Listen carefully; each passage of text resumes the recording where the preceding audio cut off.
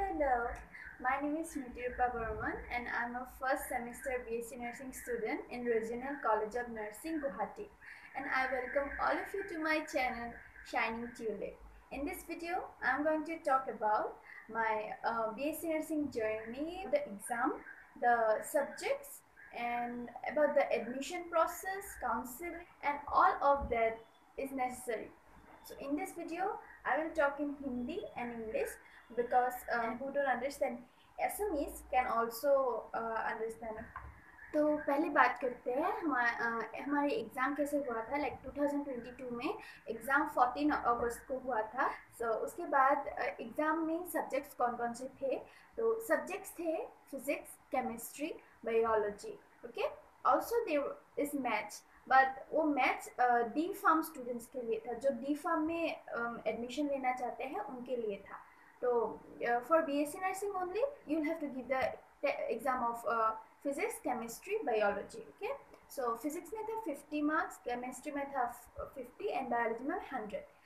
तो फिजिक्स और केमिस्ट्री का पेपर फर्स्ट हाफ में था जिसमें 100 मार्क्स का था, और उसके बाद 1 आवर का ब्रेक था and then again 1 hour biology था.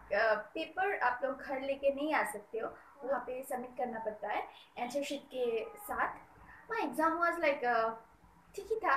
लाइक या आई वॉज एक्सपेक्टिंग कि गुवाहाटी में नहीं होगा तो कहीं तो होगा ही. लाइक गुवाहाटी का कटअप सभी हाई जाता है.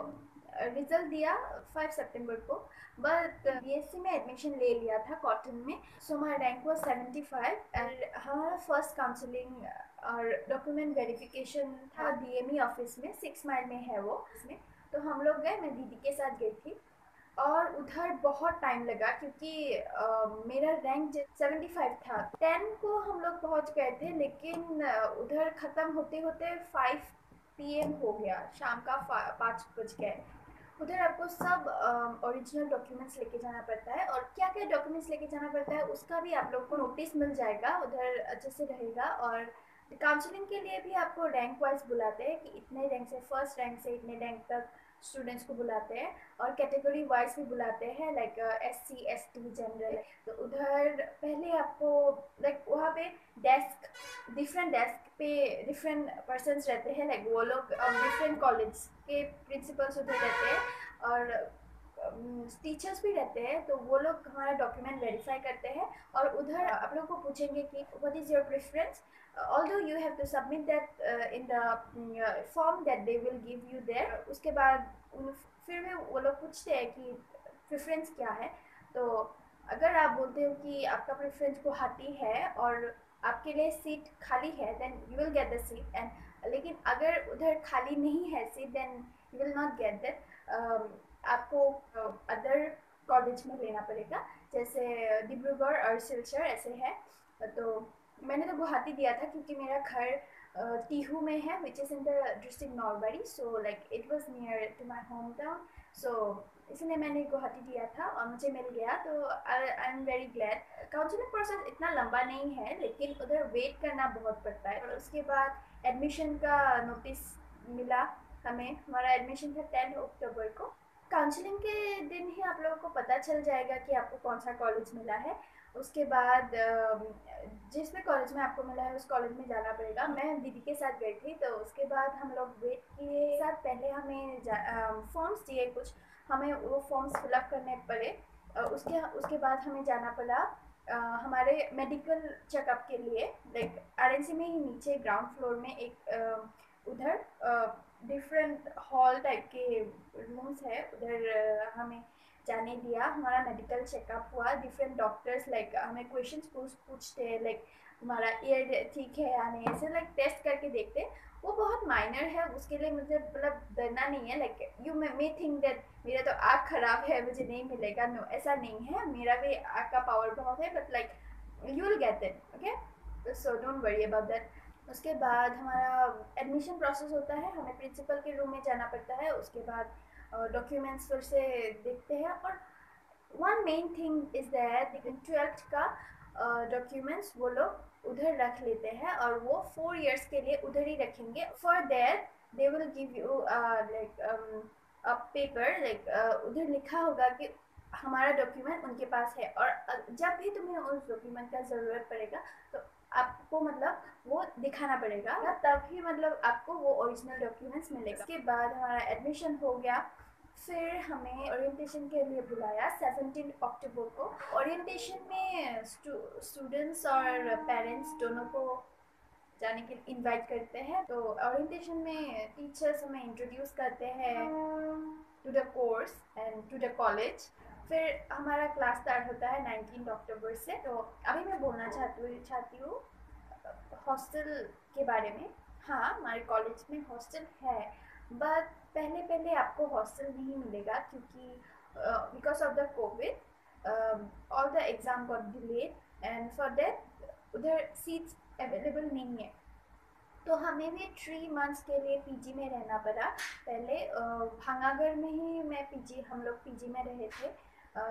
उधर 3 मंथ्स के लिए पीजी में रहे। उसके बाद 27 जनवरी में हम लोगों को हॉस्टल मैंने हॉस्टल शिफ्ट किया था।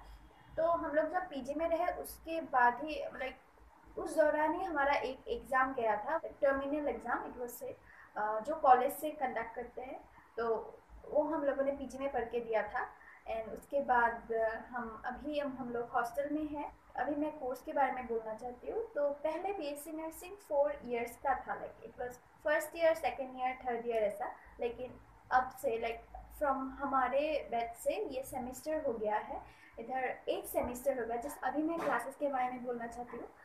तो classes external class and internal class रहेंगे। तो what is external and what is internal class? Okay, so subjects जैसे बीएसएनएस में सब्जेक्ट्स है anatomy, physiology, psychology, sociology and English for the first semester. And in the second semester you will gate biochemistry, microbiology ऐसे। Anatomy और physiology का तुम्हारा external class भी रहेगा, internal class भी रहेगा।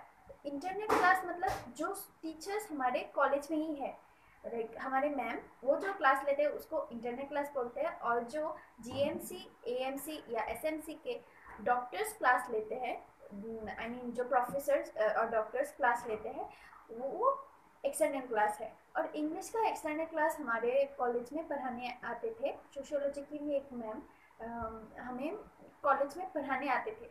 तो एनाटॉमी और फिजियोलॉजी के लिए हमें एक्सटर्नल क्लास में जाना पड़ता था जीएमसी में, जो बहुत पास में ही है। और एक इम्पॉर्टेंट चीज़, आपको 1500 पर मंथ स्टाइपेंड भी मिलेगा। और अगर आपको एक वीडियो चाहिए हॉस्टल के बारे में, then do let me know, because अभी ये वीडियो काफ़ी लंबा हो ही गया है ऑलरेडी।